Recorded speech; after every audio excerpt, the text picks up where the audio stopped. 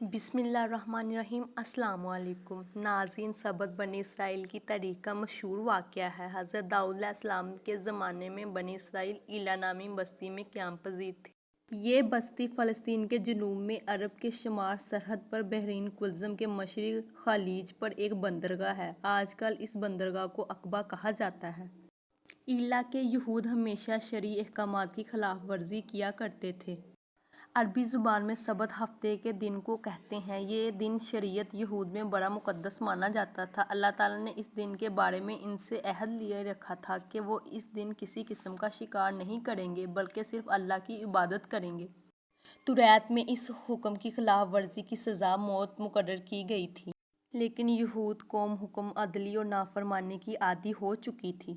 ادھر اللہ کی طرف سے بھی سخت آزمائش اس طرح کی گئی کہ ہفتے کے دن دریا میں مچھلیوں کی کثرت ہوتی اور باقی دنوں میں کچھ کمی ہوتی۔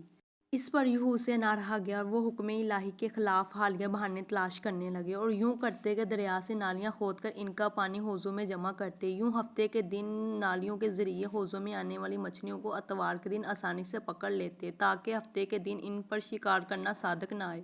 یہود کی مذہبی ہیلہ جوئی تھی اور خدا سے دھوکہ شریعت کے ساتھ مذاق تھا، چنانچہ اس مسلسل قانون شکنی کی وجہ سے ان پر عذاب نازل ہوا۔ اللہ تعالیٰ نے ان کی شکلیں مخص کر دیں اور انہیں ذلیل بندر بنا دیا۔